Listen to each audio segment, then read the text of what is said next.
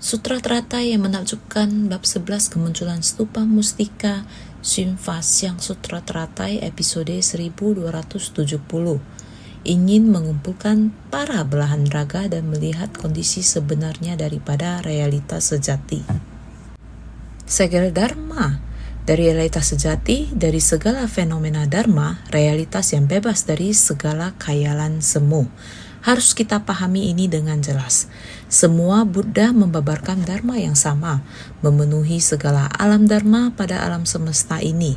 Kemarin kita sudah membahasnya. Buddha Prabhutaratna dan stupa mustikanya sekarang muncul di tengah persamuan Sutra Teratai. Dari dalam stupa mengeluarkan suaranya sangat keras dan jelas. Keluar dari dalam stupa mendapat pujian, bagus sekali, dan juga membuktikan dharma yang dibabarkan oleh Buddha Sakyamuni adalah benar dan nyata. Semua orang menjadi penasaran dan ingin memahami tentang Buddha Prabhutaratna di stupanya. Seperti apakah seluruh tubuhnya? Semua orang berharap dapat melihatnya. Buddha Sakyamuni menjelaskan kembali kepada semua orang, menjelaskan tentang Buddha Prabhutaratna, bahwa beliau mempunyai tekad hati seperti itu. Dimanapun tempat sutra teratai dibabarkan, stupa mustika akan muncul. Jika setiap orang ingin melihat seluruh tubuh Buddha yang ada di dalam stupa, maka harus membabarkan sutra teratai. Mengumpulkan tubuh Dharma Buddha ini dari 10 penjuru. Mengumpulkan kembali, kemudian baru dapat membuka pintu stupa ini. Melihat tubuh Buddha Prabhutaratna ini adalah persyaratan Buddha Prabhutaratna. Jika semua orang ingin melihat saya, belahan raga tubuh Buddha Sakyamuni dari 10 penjuru harus berkumpul bersama. Ini adalah persyaratan para Buddha untuk satu sama lain, tetapi juga menunjukkan tekad bersama dan saling menghormati. Karena Buddha Prabhutaratna telah datang dari jauh, Buddha Sakyamuni juga seharusnya mengumpulkan para Buddha belahan ragaku ke satu tempat untuk menunjukkan rasa hormat. Ini adalah saling menghormati. Maka dikatakan, seandainya ingin mengumpulkan para belahan raga dari 10 penjuru, mesti mengubah tanah kotor dari dunia saha ini, harus menghapus kondisi batin yang baik atau buruk, kesadaran yang menjadi hambatan, serta perasaan akan diri sendiri dan orang lain, barulah dapat melihat kondisi sebenarnya daripada satu realitas sejati. Bagian naskah ini dipahami sedemikian. Buddha belahan raga dari 10 penjuru harus berkumpul. Tetapi untuk mengumpulkan Buddha belahan raga dari 10 penjuru harus dalam jumlah yang sangat banyak. Jumlah yang sangat banyak. Harus mengubah tanah kotor dari dunia saha. Tanah kotor yang tidak bersih ini harus dibersihkan sepenuhnya. Seperti kita mengadakan kegiatan di tempat itu, harus segera membersihkan dan menata. Membersihkan yaitu mengeluarkan segala benda yang kotor, menata ulang dengan benda yang bersih dan agung. Prinsip yang sama, seperti mengadakan sebuah persamuan dharma yang agung untuk membuka pintu stupa mustika. Para Buddha belahan raga semuanya juga datang berkumpul. Maka harus mengubah tanah kotor dari dunia saha, juga harus menghapus kondisi batin yang baik atau buruk. Artinya adalah batin kita setiap orang dipenuhi oleh kerisauan dan kegelapan batin. Sekarang kita harus menghayati prinsip kebenaran agung dari ajaran sempurna. Setiap orang memiliki stupa puncak gurung nasar dalam batin kita. Stupa puncak gurung nasar kita telah muncul. Begitu lama kita mendengarkan Dharma, kita seharusnya membiarkan hakiki pencerahan tatata ini muncul. Ini seharusnya kita miliki sejak masa tanpa awal. Kita harus lebih memahami dengan jelas. Di dalam stupa puncak gurung nasar mengandung tatata yang murni dan tak ternoda. Sifat hakiki tatata yang murni dan tak ternoda meliputi Dharma alam di seluruh alam semesta, sehingga kita harus menghapus kondisi batin yang baik atau buruk, harus melenyapkan kekotoran batin kita. Dengan sendirinya hati yang murni dan tak ternoda akan muncul. Jika batin kita masih ternodai, kesadaran yang menjadi hambatan membatasi dan merintangi di antara manusia, antara dia, kamu, dan saya. Di antara sesama manusia ini, kita semua memiliki hati yang membeda-bedakan. Membedakan apakah orang ini kita menyukainya, apakah kita puas. Ini adalah hati yang membeda-bedakan. Kita saat ini, orang itu, kamu harus menyukainya. Kita juga seharusnya puas diri kita sendiri. Karena para makhluk dan Buddha adalah setara, tidak membedakan antara manusia dan hewan.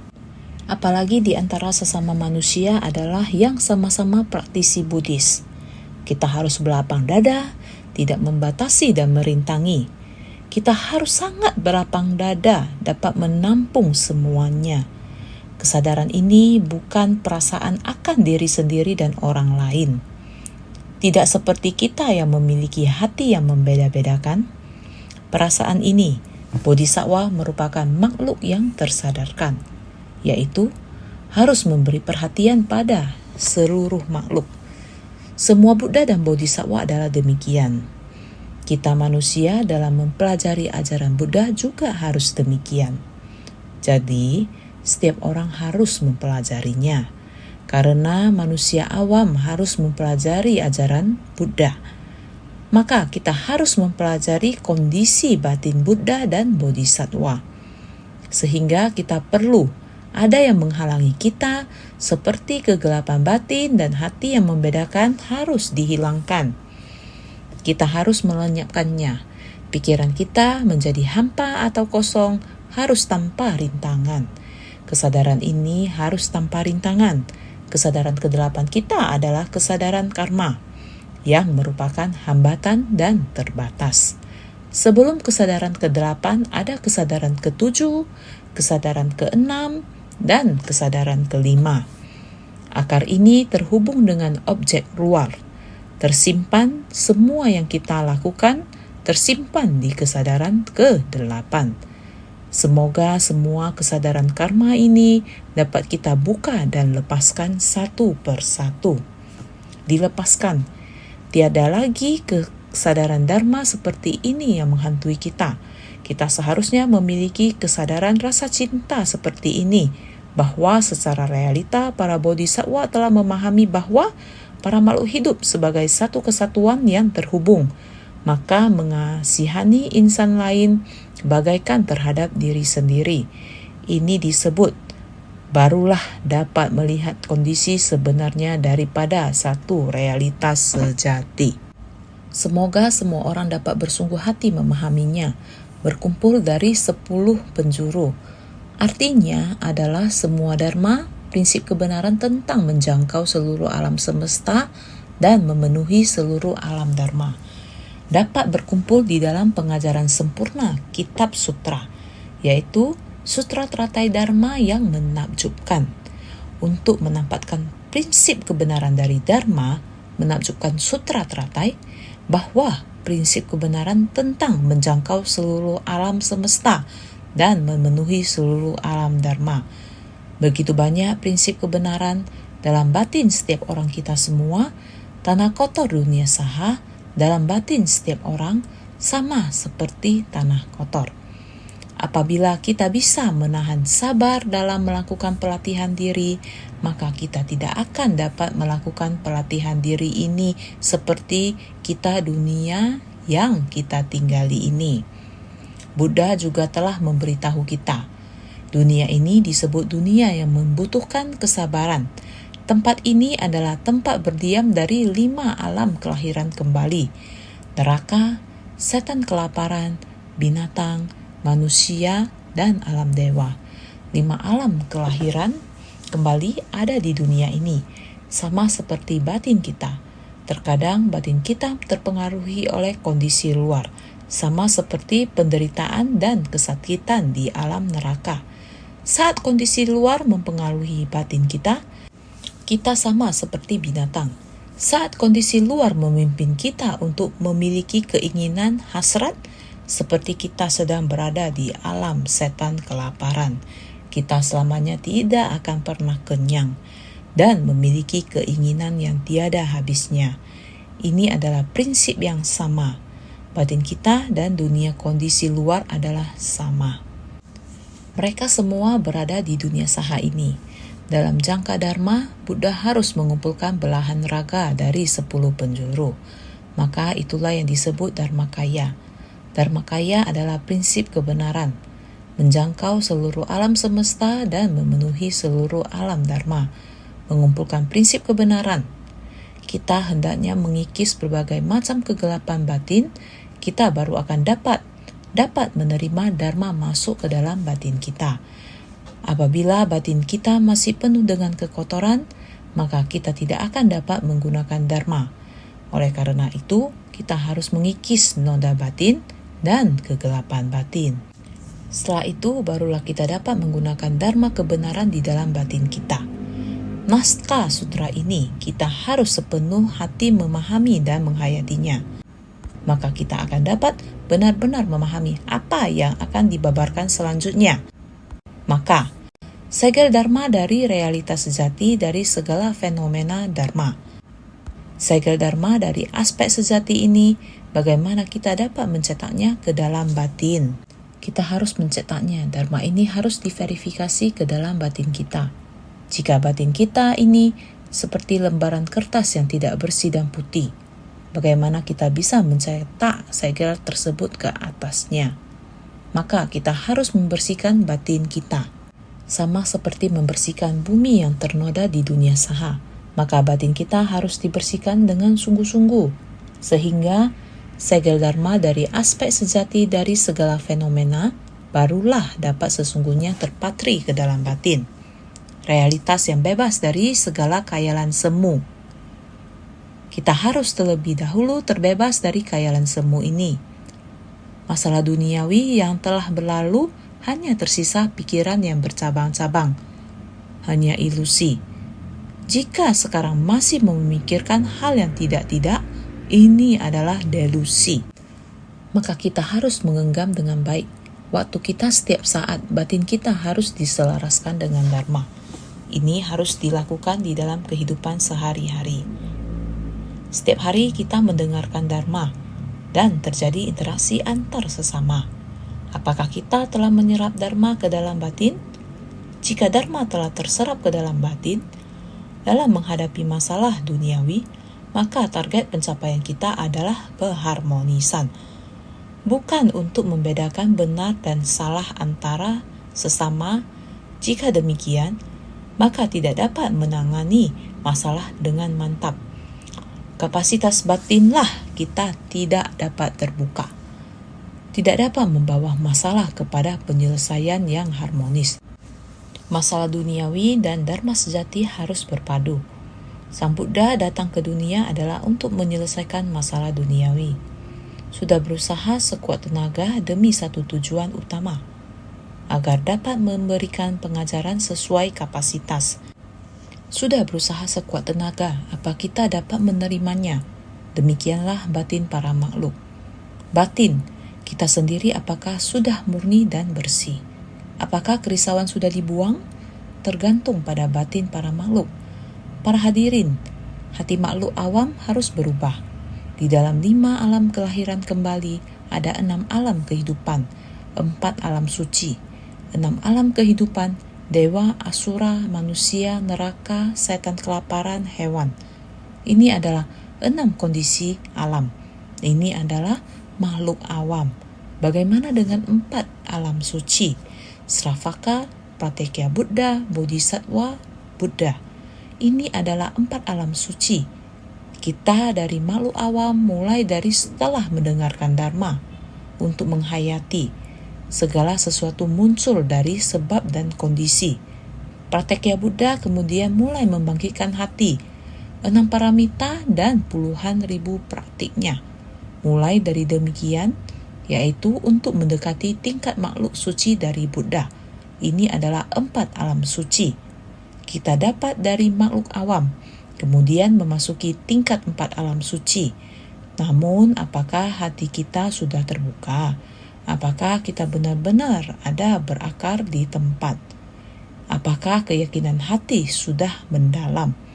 Setiap hari menghadapi makhluk awam, para Buddha dan Bodhisattva juga tidak berdaya. Jadi berharap semua orang dapat dengan sangat bersungguh hati. Di kehidupan manusia terdapat sangat banyak penderitaan. Bodhisattva harus mulai dari saat ini membangkitkan tekad. Oleh karena itu, hal yang harus dipelajari memanglah sangat banyak. Waktu tidak cukup. Sebenarnya jika ingin menceritakan Dharma sangatlah panjang. Mari kita lihat naskah sutra berikutnya. Mahapratibana. Buddha Sakyamuni memanggil Mahapratibana lagi. Mahapratibana, para Buddha belahan ragaku yang sedang membabarkan Dharma pada dunia-dunia di 10 penjuru. Sekarang seharusnya berkumpul bersama. Buddha Sakyamuni telah berkata dengan sangat terus terang, Buddha Prabhutaratna memiliki persyaratan seperti ini. Stupa Mustika telah muncul di hadapan. Untuk membuka stupa, untuk melihat keseluruhan tubuh dari Buddha Prabhutaratna, para Buddha belahan ragaku mesti berkumpul bersama. Sekarang juga seharusnya para Buddha yang sedang membabarkan Dharma pada dunia-dunia di 10 penjuru. Sekarang juga seharusnya berkumpul kembali bersama. Bodhisattva Mahapratibana mendengarnya, bersukacita. Kemudian Bodhisattva Mahapratibana berkata pada Buddha, sangat bersukacita. Mahapratibana berkata pada Buddha, Bhagawan, kami sekalian juga ingin melihat para Buddha, belahan raga dari Bhagawan, bersembah sujud dan memberikan persembahan. Sutra Teratai bab 11 kemunculan Stupa Mustika. Ini bukan hanya keinginan Buddha Prabhutaratna untuk dapat melihat belahan raga dari Buddha Sakyamuni yang berkumpul di sini dari 10 penjuru. Adalah apa yang paling diharapkan semua orang. Kami berharap dapat melihat Buddha Sakyamuni dengan belahan raganya dari 10 penjuru yang telah berkumpul, sehingga kami dengan segenap hati bisa bersujud serta memberikan persembahan. Hal ini menunjukkan wujud ketulusan dari kami. Semua Dharma harus dikumpulkan, karena Buddha Prabhutaratna datang untuk mendengarkan Dharma. Stupa dari Buddha Prabhutaratna muncul untuk mendengarkan Dharma. Dharma ini ada di seluruh alam Dharma, dari 10 penjuru. Dengan demikian, semua Dharma di seluruh alam Dharma di 10 penjuru harus dikumpulkan semua. Barulah itu akan menjadi sempurna. Adapun yang hadir, tingkatan dari Bodhisattva Mahapratibana juga sangat tinggi. Dia berharap agar semua Dharma di seluruh alam semesta bisa dikumpulkan semua. Ketulusan semua orang, ini juga menunjukkan ketulusan semua orang yang ingin memberi persembahan dan juga niat untuk memberi hormat. Ini adalah wujud dari memberi persembahan. Naskah sutra selanjutnya kembali mengatakan, pada ketika itu, Buddha memancarkan seberkas sinar dari pusaran rambut putih pada dahinya. Seketika di penjuru timur terlihat para Buddha dari tanah sebanyak butiran pasir dari 5 juta koti nayuta sungai Gangga. Sutra Teratai bab 11 kemunculan Stupa Mustika. Pada saat ini Sang Buddha mulai memancarkan cahaya di antara alisnya. Adalah cahaya putih yang bersinar. Cahaya ini terpancar ke seluruh penjuru timur. Tanah sebanyak butiran pasir dari 5 juta koti nayuta sungai Gangga. Sang Buddha lahir di Nepal. Sang Buddha dari bab pendahuluan telah memancarkan cahaya. Juga sama terpancar ke arah penjuru timur. Terlihat bahwa arah duduk Sang Buddha adalah dari barat menghadap ke timur. Setelah Sang Buddha memasuki parinibbana, apakah kitab sutra yang disebarkan ke arah timur ataupun yang dari timur mencari kitab sutra ke barat? Kita tahu bahwa Dharma sejati Sang Buddha ajaran yang sempurna, khususnya ajaran kendaraan besar, disebarkan ke seluruh timur yakni ke Cina. Sehingga ketika itu tetap saja, pada ketika itu Buddha memancarkan seberkas sinar dari pusaran rambut putih pada dahinya. Seketika di penjuru timur terlihat para Buddha dari tanah sebanyak butiran pasir dari 5 juta koti nayuta Sungai Gangga. Demikianlah terpancar sangat-sangat jauh. Seberapa jauhkah 5 juta koti nayuta pasir Sungai Gangga? Apakah cukup jauh? Hanya pasir Sungai Gangga aja sudah tidak bisa kita hitung jauhnya. Bahkan pasir yang kita ambil dengan kuku jari saja pun sulit dihitung. Apalagi pasir sepanjang Sungai Gangga. Apalagi 5 juta koti nayuta Sungai Gangga. Dengan 5 juta koti nayuta diperumpamakan sebagai negeri para Buddha yang akan berkumpul. Coba pikirkan ada berapa banyak. Sangat banyak sekali. Oleh karena itu, di antara kedua alis menunjukkan jalan tengah. Seharusnya kembali ke Dharma. Jika ingin menggunakan wujud, cahaya ini terpancar begitu jauh. Sedemikian banyak kerajaan Buddha, belahan raga tubuh Buddha semua akan datang. Jika ingin menggunakan ini, bagaimana dunia saha ini bisa menampungnya? Dari segi Dharma, ini adalah di antara kedua alis menunjukkan ajaran kendaraan tunggal dari jalan tengah. Membabarkan sutra teratai sebetulnya adalah ajaran kendaraan tunggal dari jalan tengah. Maka dari itu, rambut putih halus menunjukkan tanpa bocor merealisasikan jalan dari Dharma putih murni. Di antara kedua alis menunjukkan ajaran kendaraan tunggal dari jalan tengah. Rambut putih halus menunjukkan tanpa bocor merealisasikan jalan dari Dharma putih murni. Putih juga landasan dari segala warna, menunjukkan kalau kendaraan ini adalah sumber dari segala pengajaran. Rambut putih halus menunjukkan tanpa bocor, merealisasikan jalan dari Dharma putih murni tanpa kebocoran, yaitu tidak ada kebocoran akibat kerisauan. Kerisauan juga ada sangat panjang seperti ini.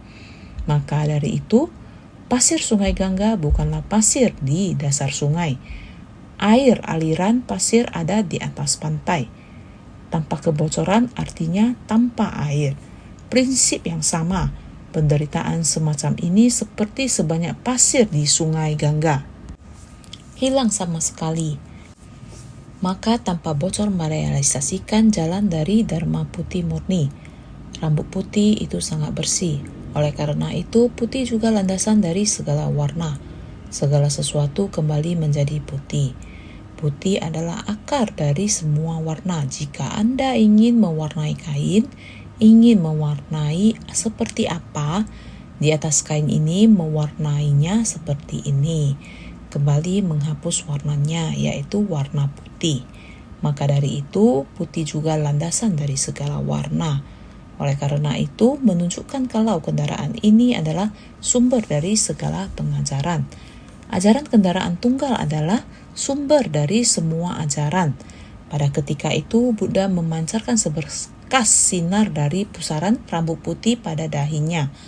Tatata ingin mengumpulkan para Buddha belahan raga, makanya memancarkan seberkas sinar dari pusaran rambut putih pada dahi dari jalan tengah. Cahaya ini digunakan untuk memanggil para Buddha untuk kembali, juga untuk menunjukkan kebiasaan Sang Buddha. Sudah memahami dengan jelas isi bumi dan alam semesta, konsep sejati dari segala bentuk kehidupan. Segala konsep sejati ini semuanya menghapus kekotoran, tidak ternodai, menunjukkan cahaya Buddha. Maka Buddha Sayamuni memancarkan cahaya Buddha, yaitu menerangi tanah suci para Buddha di 10 penjuru. Cahaya Buddha tidak hanya memancarkan ke satu penjuru, namun ke 10 penjuru. Untuk satu penjuru timur saja, sudah 5 juta nayuta pasir Sungai Gangga. 10 penjuru adalah sama semuanya. Seberkas cahaya sudah bisa memancarkan hingga sangat jauh, yakni ke seluruh alam semesta. Rambut putih halus berada di tengah kedua alis, perumpamaan untuk doktrin ajaran dari jalan tengah. Jalan tengah adalah ajaran Dharma Buddha tentang semua fenomena sebab akibat. Banyak ajaran bermula dari penderitaan, penyebab penderitaan, lenyapnya penderitaan, dan jalan menuju lenyapnya penderitaan. mulai menganalisa dari mana datangnya penderitaan, dari munculnya fenomena sebab dan kondisi. Karena ada kelahiran, maka banyak noda. Ada noda, maka ada fenomena murni. Semua kemunculan ini berasal dari sebab dan kondisi. Tiada angin, maka tidak muncul ombak. Ketika kita dapat melihat ombak di samudra, itu karena ada angin. Sehingga angin dan ombak bersatu, inilah yang disebut sebab dan kondisi. Penampakan yang kita lihat adalah ombak besar, kita sebut ombak. Tetapi ombak berada dalam air. Karena ada angin maka timbul ombak. Inilah sebab akibat menimbulkan penampakan ini. Sama halnya kita manusia. Semua keadaan sukacita memiliki sebab dan kondisi.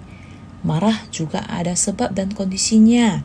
Bahkan kebaikan dan kejahatan tidak terlepas dari sebab dan kondisi, sehingga disebut jalan tengah. Jalan tengah dharma yang muncul dikarenakan sebab dan kondisi. Aku katakan adalah kekosongan, juga dinamakan sebagai nama semu, juga merupakan makna dari jalan tengah. Dharma yang muncul dikarenakan sebab dan kondisi, aku katakan adalah kekosongan. Ketika kita membahas semua dharma yang muncul ini, semuanya adalah kosong. Juga dinamakan sebagai nama semu. Dinamakan nama semu, sebenarnya semua yang ada di dunia ini, seperti si A dan si B, semuanya adalah nama semu. Sebenarnya si A adalah seorang manusia, begitu juga si B. Setiap individu memiliki nama unik mereka, tetapi mereka semuanya dinamakan manusia. Apakah manusia akan selamanya di dunia? Tidak. Lahir, tua, sakit, dan mati. Pada akhirnya kosong. Ini adalah nama semu. Semuanya juga akan kembali kosong. Ini adalah jalan tengah. Meskipun hanya ilusi atau kekosongan, kita seharusnya berada di jalan tengah. Bagaimanapun, di dunia manusia tetap ada kebaikan dan kejahatan. Kita sebagai praktisi ajaran Buddha berada di tengah-tengah, kebaikan dan kejahatan. Kita harus membedakan dengan sangat jelas. Tidak cenderung pada kekosongan, juga tidak cenderung pada keberadaan. Bukan kosong dan bukan ada. Juga adalah kosong dan juga adalah ada. Tidak jatuh ke dalam dua ekstrim, sempurna dan tiada rintangan. Itulah jalan tengah. Oleh karena itu, tidak cenderung pada kekosongan terhadap dharma. Kita juga tidak boleh cenderung pada kekosongan. Juga tidak cenderung pada keberadaan. Juga tidak boleh cenderung pada keberadaan. Jadi, bukan kosong dan bukan ada. Juga adalah kosong dan juga adalah ada. Kita dalam kehidupan sehari-hari, bukankah juga demikian? Janganlah selalu berkata segala sesuatu ada kosong. Jika adalah kosong, maka Anda seharian tidak perlu makan lagi. Karena makan juga adalah kekosongan. Setelah makan, bukankah perut juga lapar lagi? Bukankah tidak perlu makan? Tidak makan, apakah dapat bertahan? 1 hari bisa, 2 hari bisa. Selanjutnya apakah bisa bertahan berapa hari? Oleh karena itu, tidak boleh cenderung pada kekosongan dan juga tidak boleh cenderung pada keberadaan. Makan, makanan selalu porsi pas saja sudah cukup. Dibagi bagiannya, per bagian untuk memakannya. Bukan berapa banyak yang saya mau makan untuk seumur hidup. Sebaiknya saya langsung memakan semuanya saja. Apakah mungkin? Adalah tidak mungkin. Oleh sebab itu kita tidak boleh melekat pada keberadaan, juga tidak melekat pada kekosongan, juga adalah kosong dan juga adalah ada. Di dunia adalah ingin tidak memiliki kekhawatiran, tidak jatuh ke dalam dua ekstrim, tidak boleh di dua ekstrim. Berjalan, apakah kamu ingin berjalan di sebelah sini atau sebelah sana? Apakah kau berjalan di sisi sungai sebelah sini atau di sisi sungai sebelah sana? Adalah tidak mungkin untuk satu kaki menginjak satu pantai, masing-masing kaki menginjak sisi yang berbeda. Mau bagaimana berjalan? Selalu kita harus memilih jalan tengah. Saya ingin melepaskan pantai itu, juga tidak ingin melepaskan daratan itu. Saya hanya ingin berada di jalan tengah. Kita mengendarai perahu belas asih adalah berjalan menuju jalan tengah ini. Tidak cenderung pada kekosongan, juga tidak cenderung pada keberadaan. Bukan kosong dan bukan ada. Juga adalah kosong dan juga adalah ada. Tidak jatuh ke dalam dua ekstrim, sempurna dan tiada rintangan. Itulah jalan tengah. Dengan demikian, tidak akan mendapat rintangan di kedua sisi ekstrim. Kita berada di tengah, ini dinamakan jalan tengah.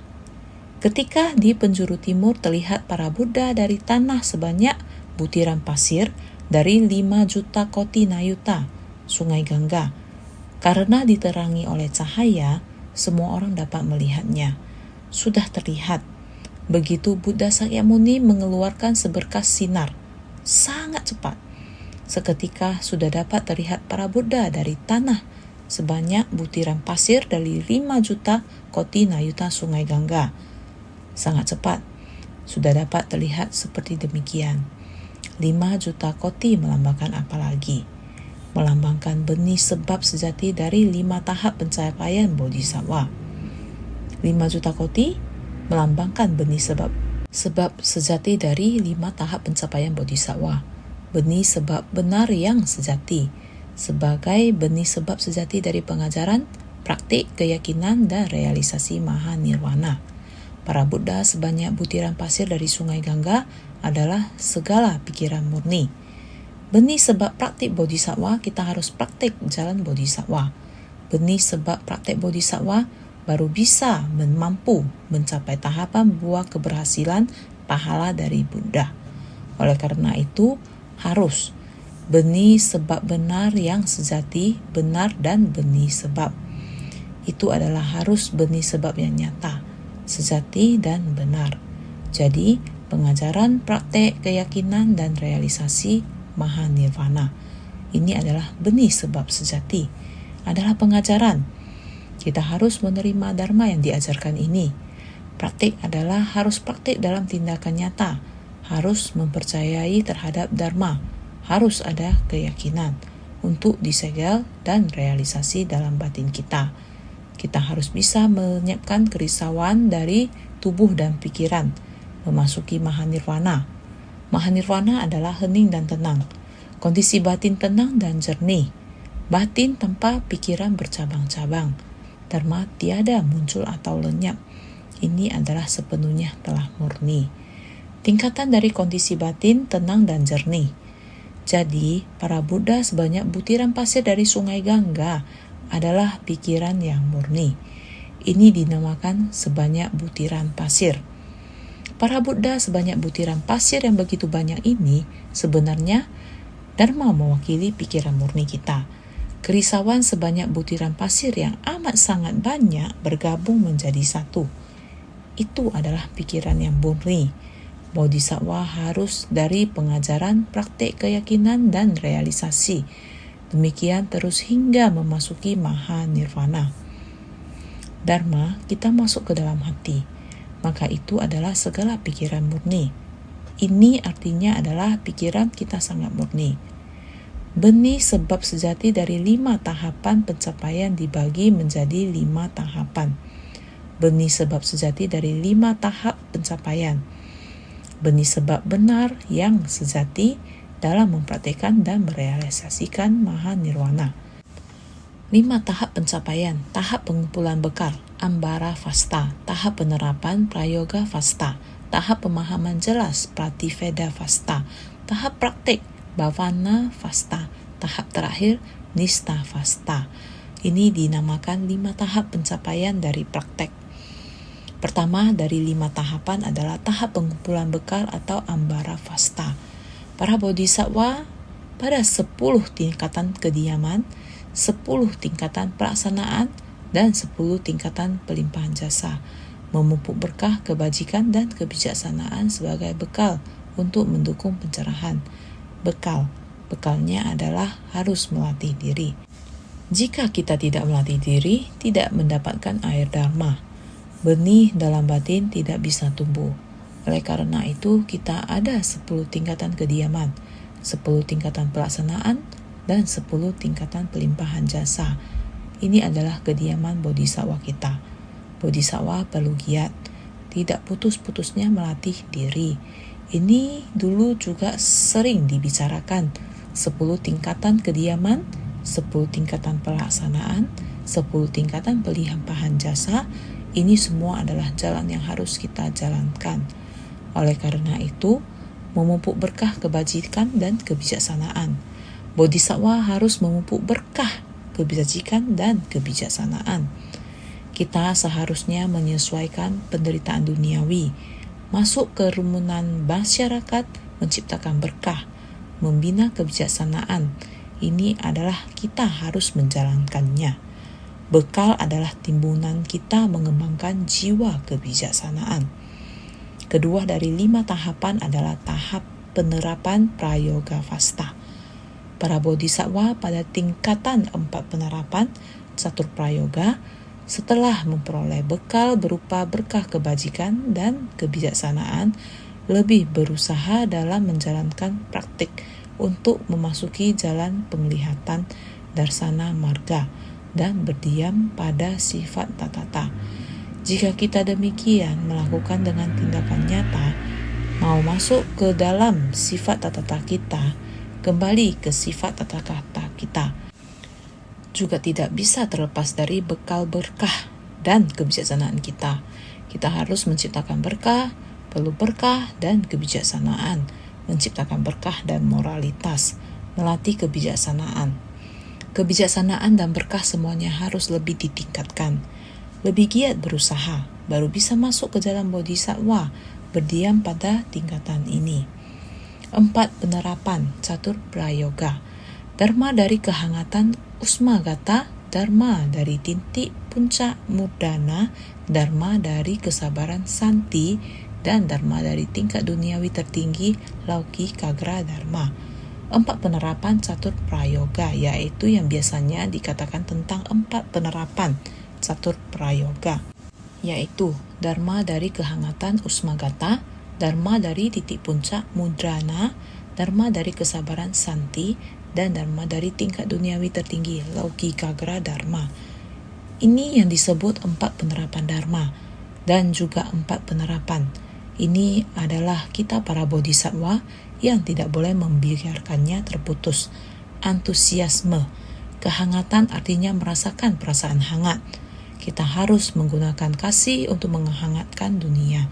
Kita harus membangkitkan tekad luhur, hati bodhisattva, ajaran dharma tertinggi, ajaran dharma yang paling tinggi, mempraktikkan jalan bodhisattva. Anda harus bersabar terhadap segala kerisauan dan kegelapan batin. Semua makhluk hidup di dunia, kita harus bersabar, tidak terpengaruh. Ini disebut sebagai ajaran dharma nomor 1 di dunia. Ini adalah ajaran dharma yang harus dipersiapkan dalam praktek bodhisattva. Ini yang disebut 4 penerapan catur prayoga. Kita harus lebih bersungguh hati lagi. Yang ketiga disebut tahap pemahaman jelas. Sebelumnya disebut paham, harus memahami. Ketiga dari 5 tahapan adalah tahap pemahaman jelas. Prativeda fasta. Para bodhisattva pada bumi pertama mampu menghayati tatata. Kebijaksanaan menerangi prinsip kebenaran dan melihat jalan tengah. Para bodhisattva pada bumi pertama, para bodhisattva dari 10 bumi, dimulai dari bodhisattva bumi sukacita. Bumi sukacita adalah awal dari bodhisattva 10 tingkatan bumi, maka kita harus memahami dengan sebaik-baiknya. Keempat dari 5 tahapan adalah tahap praktik, bhavana fasta. Para bodhisattva pada bumi kedua hingga bumi ke-10, setelah mencapai jalan penglihatan darsana marga demi menghapus rintangan, kembali melatih kebijaksanaan mendasar, yaitu dari tingkatan bumi yang kedua sampai ke-10 adalah bodhisattva. Dimulai dari bumi sukacita sampai pada tingkatan bumi yang ke-10. Ke-10 tingkatan bumi mestinya semua masih mengingatnya. 10 tingkatan bumi, dasa bumi.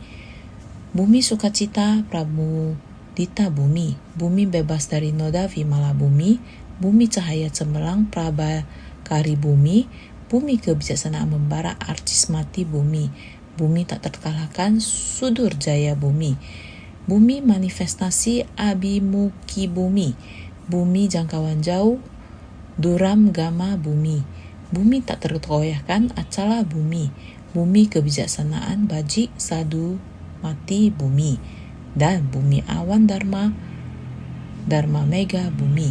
10 bumi sebagai 10 hasil yang ditampakkan dari pembinaan diri. Kita harus dari satu persatu tingkatan bumi, tiada henti, maju terus ke depan. Lihatlah batin kita, apakah ada mempunyai hati yang sukacita? Batin kita apakah terbebas dari noda, terlepas dari noda batin dan kerisauan? Batin kita apakah mengikuti arah cahaya yang terang? Jangan lagi menuju tempat yang gelap. Kita harus terus-menerus membuat batin kita mengikuti dharma sejati yang terang benderang. Ini yang kita jalani. Menapaki jalan bodhisattva berjalan di urutan 10 tingkatan bumi, sehingga setelah mencapai jalan penglihatan darsana marga demi menghapus rintangan, kembali melatih kebijaksanaan mendasar. Kita harus demikian, menapaki satu persatu tingkatan baru dapat sampai di tujuan. Kelima dari 5 tahapan adalah tahap terakhir, nista fasta.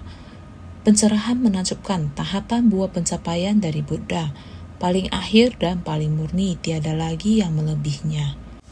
Tahap akhir sampai ke pencerahan menakjubkan, kita harus berjalan demikian satu persatu tingkatan bumi. Untuk memahaminya, bersumbangsi di tengah orang banyak, tidak ternodai, tetap mempertahankan sifat hakiki tata kita. Semuanya telah dilewati. Pada waktu itu merupakan tahap terakhir, yaitu pencerahan menakjubkan. Tahapan buah pencapaian dari Buddha paling akhir dan paling murni, tiada lagi yang melebihinya. Ini merupakan jalan yang hendak kita jalani. Praktikkan baru bisa benar-benar. Tubuh Dharma Buddha terhimpun pada satu tempat. Sang Buddha hendak mengumpulkan para Buddha dari 10 penjuru untuk memebarkan Dharma, membuat kita ingin berikrar, dapat memahami sehingga semua orang menggunakan batin yang murni dan jernih. Berkumpul mendengarkan Dharma, menghapus berbagai macam kegelapan batin, mengakumulasi batin yang murni dan jernih untuk memahami prinsip kebenaran. Inilah Buddha, harus mengumpulkan para Buddha belahan raga dari 10 penjuru. Inilah prinsip kebenaran, murni dan jernih. Prinsip kebenaran yang tak ternodai. Berkumpul bersama, di manakah prinsip kebenaran ini? Ada pada sifat hakiki tata setiap orang. Apakah sangat mendalam? Seharusnya berada pada kehidupan keseharian. Berharap setiap orang senantiasa lebih bersungguh hati.